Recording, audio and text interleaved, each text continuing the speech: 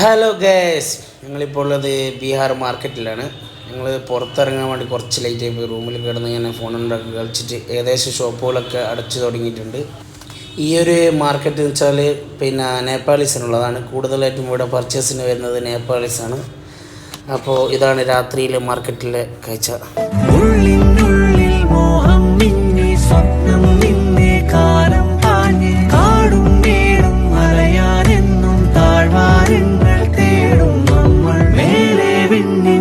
ഇത് ഈ ഒരു മാർക്കറ്റിൻ്റെ ഹൃദയത്തിൻ്റെ ഭാഗമായിട്ടുള്ളൊരു സ്ഥിതി ചെയ്യുന്നൊരു ജുമാ മസ്ജിദാണ്. നല്ല അടിപൊളി വലിയൊരു പള്ളിയാണ്.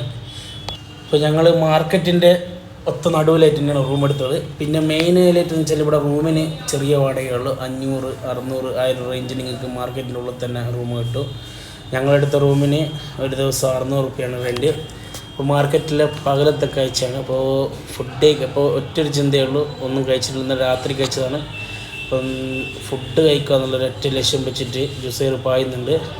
അപ്പോൾ എന്താക്കട്ടെ, അപ്പോൾ ഞങ്ങളെ കണ്ണുകൾ മൊത്തം എവിടെയാണ് ഫുഡുള്ളത്, എങ്ങനെയാണ് അങ്ങനെ കണ്ടുപിടിച്ച് ഗൈസ് ഒരു വിധത്തിലൊരു ബായിയുടെ ബിരിയാണി കട കണ്ടുപിടിച്ച് ബിരിയാണിക്ക് വേണ്ടിയിട്ട് വെയിറ്റ് ചെയ്തിരിക്കുകയാണ്. അപ്പോൾ അങ്ങനെ എങ്ങനെ ഉണ്ടാവും ബിരിയാണി എന്നറിയില്ല. അപ്പോൾ വന്നിട്ടുണ്ട് ബിരിയാണി ഗൈസ്. അടിപൊളി ബിരിയാണി ആയിരുന്നു.